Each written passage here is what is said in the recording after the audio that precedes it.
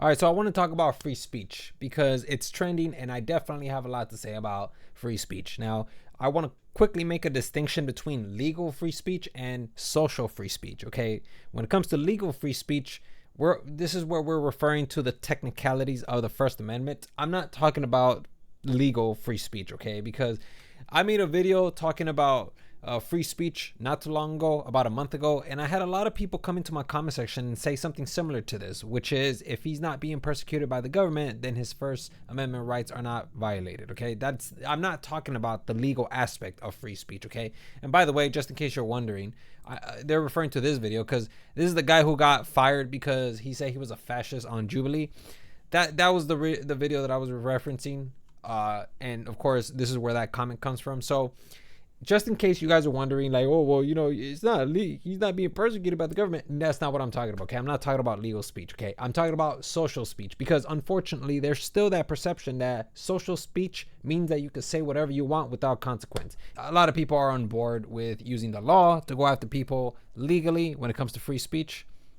Yeah, I don't know about that, man. I completely disagree with that. But I don't really know about law, so I can't really talk about that. But what I can talk about is the social aspect of freedom of speech because a lot of people, at least in my opinion, I feel like have the impression that you can say whatever you want without real consequence, or at least that's the idea that a lot of people have been sold. And I'm here to nullify that idea because the reality is that if you do speak your mind, you are at risk. You do have to pay a cost. And unfortunately, that cost could potentially be your job, your life overall, or your family members or anybody. That's just the unfortunate reality, but that's the cost that you would have to pay. And if you don't believe me, they are already going after people. For instance, here we have Charlie Kirk and his foundation, apparently. So this is the page and this is the post. We're now over 50,000 confirmed identities and nearing 60,000. Keep pushing. This doesn't include all of your DMs and comments, which we'll get to soon. This is for Charlie Kirk. Can we get to 100,000? So they have a foundation, they have a page, they have a website, apparently. And this is how they're confirming the identities of all the people who disapprove or view Charlie Kirk unfavorably. They're collecting them and exposing them and influencing their lives heavily. A good example is Matthew Dowd, who gave his opinion on Charlie Kirk, and apparently MSNBC ended up firing him. We don't know if this was a supporter shooting their gun off in celebration. He's been one of the most divisive, especially divisive younger figures in this, who is constantly sort of pushing this sort of hate speech or sort of aimed at certain groups. And I always go back to hateful thoughts lead to hateful words, which then lead to hateful actions. You can't stop with these sort of awful thoughts you have and then saying these awful words and not expect awful actions to take place. That's what he said, and because of this, he ended up getting fired. So obviously he gave his opinion and now no longer works at MSNBC. But he's not the only one that faced termination. Obviously, other people who are working class, they also ended up getting fired for speaking out unfavorably about Charlie Kirk. Oh man, I feel good. I just got fired. And honestly, when they told me, I was like a little like, eh. But then after, I was like, fuck this.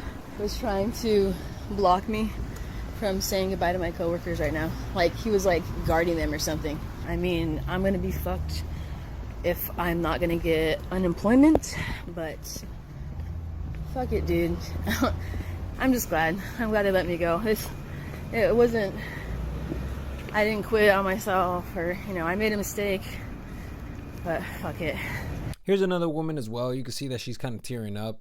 But what I found interesting was the comment section. I noticed that if you go into the comment section, you can see that there are other people who have had a similar experience, such as this person, Nancy D. Davis. I was fired as well. I said I struggled to find empathy with him. I work for FQHC. I don't know what that is. I was doxxed by a January 6th writer who was pardoned by a 34-time felon and fired. And of course, there's other people as well. This is crazy, the way they celebrated George Floyd and so many others. What happened to free speech? This is insane. This person as well, Sammy Wilder. I was put on administrative leave for my post. I'm a teacher in a marginalized community. My grad degree is literally in diversity and equity in education.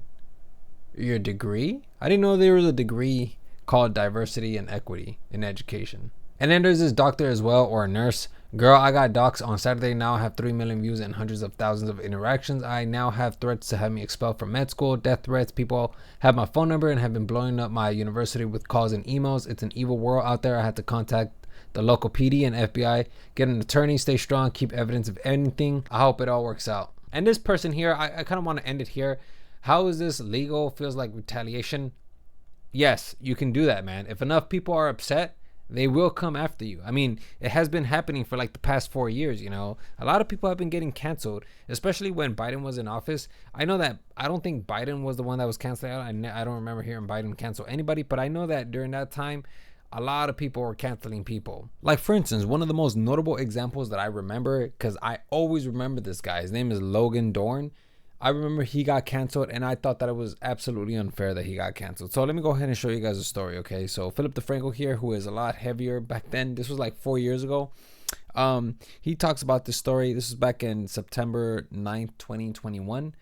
So let me show you guys the story so you guys can see who got canceled during this time, during you know, the lefty arc when President Biden was in office. This story involves a Colorado man by the name of Logan Dorn. And this is because Logan went viral this week after going to the beach and becoming upset over the fact that women were wearing bathing suits. I know, those harlots, those succubi. Rather than just talking about it, let's watch the video. Let's walk through this. Right, so the video starts, we see Logan confronting this group of young women about what they're wearing, and this happened. I'm at the beach in my bathing suit. Yep, that's a thong and that's a bra. That is a f***ing bathing suit, Young sir. guys into consideration. They don't need to see pornography right in We're front of not their coming eyes. up to you, bothering you. Please go away. You're flaunting your stuff. I'm not flaunting anything. Don't look at me. But here's the thing. There's Okay. free will in America. There's No, freedom of bro, speech. You don't get the f*** away. And if men of God don't stand up, then our society's gonna go down the drain because there's no morality. Right, and So, actually, I'll let you guys finish the story. Logan just keeps going on and on. At one point, he also starts evangelically mansplaining to the women that the reason they're showing off their bodies is because they aren't sure if they're pretty enough. The girls also ask him, why are you focusing on us? Look at this person, look at this person. You're being a hypocrite. They say, what would you think is appropriate? He initially says a one piece. They laugh at him. He then starts stuttering and says, you know, a two piece also, something more modest. Right, and following this video going viral, we saw a lot of reactions on social media being in the defense of the women. Then, after help from internet sleuths, 2 of the women posted a follow-up video identifying Logan. And in that video also showing that they were wearing rather standard bikinis, not thong-style ones like he claimed. Though the girls also noting that it shouldn't matter either way and pointed out that plenty of other people at the beach were dressed that way as well. Right, basically saying that they felt like they were targeted because they were the only group of all women. Also, since being publicly named, Logan's posted several TikToks of his own telling his side of the story and refusing to apologize, saying that he was in this area with his relatives when one asked if they could move spots because some college-age women were showing too much, and adding, And so right then and there, I just had a righteous anger come over me, and also just a boldness by the Holy Spirit to go and to confront these ladies and to speak truth that, hey, what you're wearing is not okay for a 9-year-old boy or a 6-year-old boy. And reason being is because coming from being introduced to pornography at a young age, it destroyed me. And I, in that moment, just a righteous anger to defend and protect young eyes came over me. right, I think as a lot of you would Okay, so I thought at the time that he was unfairly unfairly persecuted, right? He went viral online and they ended up going after this guy. As a matter of fact, let me go ahead and let you guys finish the story because I forgot that they mentioned the fact that they go after him in a way where they call his place of work and they get him fired. expect that response then earned him even more criticism, especially because he went on to make some transphobic remarks as well. Though you won't see those reactions on his TikToks because he's blocked all comments. His response is also seeming to just fuel the outrage rather than it just dying down. In fact, you saw many on social media reaching out to his alleged employer, a Christian construction company called Mighty Hand Construction. With that company going on to make a statement yesterday saying they were now aware of the incident and adding, "We began an investigation this morning which has resulted in the immediate termination of Mr. Dorn. Mighty Hand Construction does not condone Logan's behavior in the videos, nor do his actions reflect our values as a company." You know, See, now this was back in 2021. This was back like almost 5 years ago. All right, when I first saw this, I thought to myself that this was unjust. The fact that they went after him and they went to call him at his place of work just to get him fired. Because if you guys didn't know, I believe during this time, he had 2 daughters, or I believe 1 daughter, I don't remember. But the fact that they ended up calling this place of work, he got terminated. He was at risk of going homeless, and that child, or those 2 childs that he had, those children he had, were going to face, you know, potential homelessness. All right, now some people can say like, oh, you know, he shouldn't have spoken his mind or whatever the case is. That's not how I used to think. I used to think that, everybody deserves the right to speak their mind, and even though there are going to be some consequences, the consequences should not be this extreme to the point where you call his place of work and you get him fired. And now we're watching about 63,668 data entries. These are actually people who have said something ill about Charlie Kirk, and now they're losing their jobs, they're ruining their lives, they're ruining their reputation. And I knew that the opposing party, if it ever came into power, it was going to exact some sort of revenge similar to this. What I did not expect, though, was that it was going to take it to this extreme. This is unbelievable. This is way more than the amount of people that the left has canceled in 4 years, or probably 8 years if you want to count Trump's first term. I can only imagine that about 100, maybe even 1,000 people got canceled, but 63,000 people are currently being canceled. And as a matter of fact, there's probably going to be more. This is crazy, man. This is insane. But this is the current climate that we live in. And because of these numbers, I now believe that you have to be extra careful with what you say, because if you're not, your life could be ruined. And that is the unfortunate reality that we live in now, to the point where now when you speak your mind, you can't speak your mind and face just minimal consequences. No, now the consequences are life altering. And it's even more so now that President Donald Trump and Pam Bondi want to go after people. They want to target people who are practicing their free speech. And if it's not to their standard, they will come after you and prosecute you legally. That's the climate that we're currently living in. 4 years ago, I thought that this was going to get much worse from the opposing party. And it did. I can't even believe I predicted this. Now, I'm going to make this prediction. It's going to get even worse for the opposing party. Currently, right now, the right is in power. But when the left, they take hold of this power, I can only imagine what they're going to do. Because now you can see that a lot of the content creators are so upset. You can see people like Destiny, who are just blowing their mind on Piers Morgan. And so many people in this comment section are practicing this anger. And I can only imagine that this is most likely going to spread to every other part in the Democratic Party. Because right now, the Democratic Party, they're losing voters. They're losing members. Some of them are going over to the right, and some of them are shifting to the independent side. And my fear is that these people who are about decorum, who are level-headed, they're leaving the Democratic Party and are going to be replaced with more extreme folks that are going to join this party because they want to take revenge on stuff like this. And I know that some people want to say, well, the left, the right, they're taking it too far, and this is why, it's their fault. No, man, this is not their fault. This is the natural cycle of the infinite loop. This is the loop that I was talking about in the last video, which is why I was telling you guys to get out of these political parties, because when you guys join these political parties, they have this spell that exploits your biases, your heuristics, your fallacies, and they amplify them to the next level.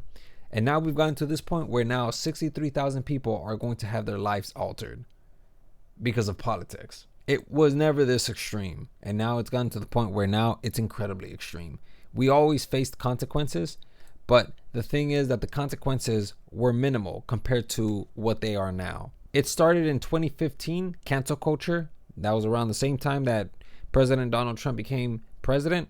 And at the time, I think that they were unfairly prosecuting him.